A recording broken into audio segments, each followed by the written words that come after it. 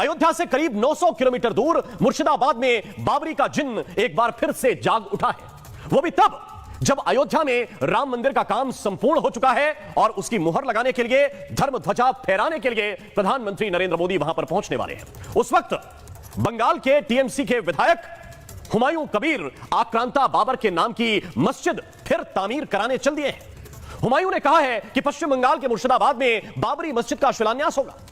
जो तारीख रखी गई है वो भी कम अहम नहीं है।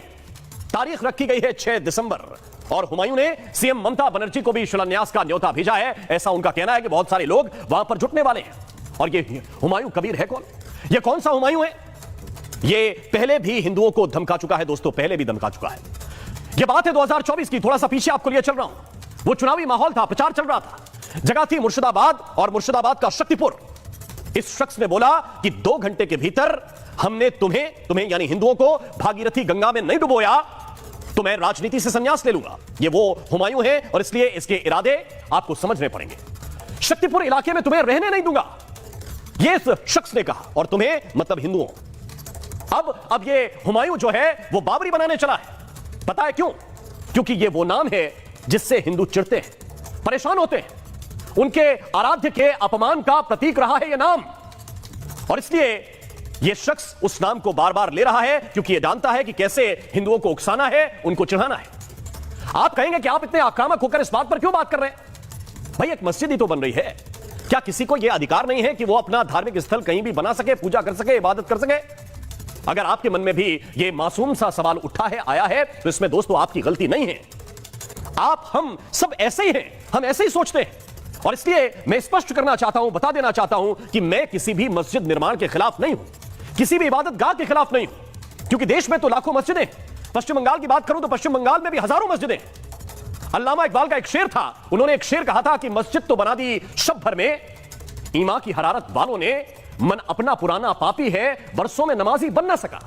इसलिए यह मैं पूछना चाहता हूं कि आपकी नीयत नमाजी बनने की है या मुतनाजी बनने की है? क्योंकि जो नमाजी हैं वो तो अपने लिए मस्जिद बनाएंगे, बनाते हैं, बना रहे हैं। लेकिन जो मुतनाजी हैं, जो बवाल करने वाले हैं, वो मंदिर तोड़कर मस्जिदें बनाते हैं।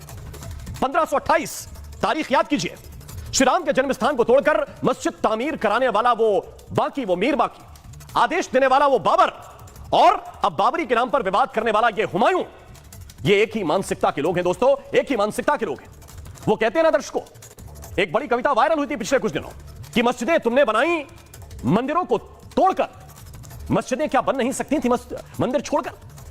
और अगर यह हुआ, उसका न्याय अदालत ने किया भी है, लेकिन इसके नाम पर आप अभी भी चिढ़ा रहे हैं, चिढ़ाने का काम करेंगे, और वो भी उसके नाम पर जो अतीत में अस्तित्व में था ही नहीं। दोस्तों एक काम की बात आपको बताता हूं, ये जो बाबरी की रट लगाने वाले हैं, उनको भी ये कान खोलकर सुनना चाहिए। ये तथ्य है, ये फैक्ट है। 1528 में जब अयोध्या में ये मस्जिद तामीर कराई गई, मीर बाकी उसका नाम था जिसको ये जिम्मेदारी मिली, बाबर का आदेश था, ये किसी से छुपा हुआ नहीं।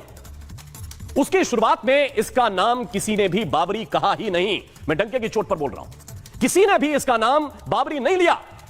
इसका नाम था मस्जिदे जन्मस्थान। चाहे वो मीर बाकी का शिलालेख हो, उसमें भी बाबरी नाम नहीं है। एएसआई के एविडेंस हो, सबूत हो, तत्कालीन दस्तावेज हो, उस वक्त जो लेखक आए, हिंदुस्तान का दौरा किया, ऐसे कई लेखक हैं जिनकी किताबों का जिक्र मैं करना चाहता हूं। 1766 में एक जोसेफ टाइफेंटलर थे, 1910 में फ्रांसिस बुचनन थे। ये मैं आपको बताना चाहता हूं कि ये अपना जब ट्रैवल रिकॉर्ड लिखते हैं तो इनकी जो किताबें रही हैं, जो प्रमाण हैं, उसमें कहीं भी बाबरी लिखा ही नहीं। यह मस्जिद जन्मस्थान था, और किस जन्मस्थान पर यह मस्जिद तामीर कराई गई, यह पूरी दुनिया जानती है, पूरा देश जानता है। और 19वीं सदी तक इन दस्तावेजों में यही कहा जाता रहा कि ये मस्जिद जन्मस्थान है, ये बाबरी वगैरह कुछ नहीं लिखा था। वो फैजाबाद का गेजेटियर हो या आम मुसलमान, ये सब बोलते थे कि ये मस्जिद जन्मस्थान है। फिर 19वीं सदी में 1853 के आसपास अयोध्या के अंदर सांप्रदायिक हिंसा भड़की, हिंदू मुसलमान आमने सामने आए, और उस वक्त के बाद से यह शब्द निकला बाबरी।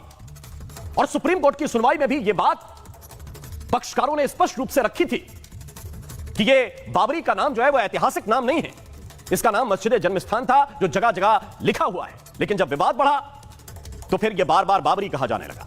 मेरे कहने का मतलब आप शायद समझ गए होंगे कि विवाद होता नहीं है, विवाद तो पैदा किया जाता है, और एक बार फिर से उस विवाद को पैदा करने की कोशिश की जा रही है। और इसलिए दर्शकों, आज मैं ये सवाल पूछना चाहता हूं कि बंगाल में चूंकि चुनाव है, तो क्या इसलिए अब बाबरी के नाम पर बवाल है?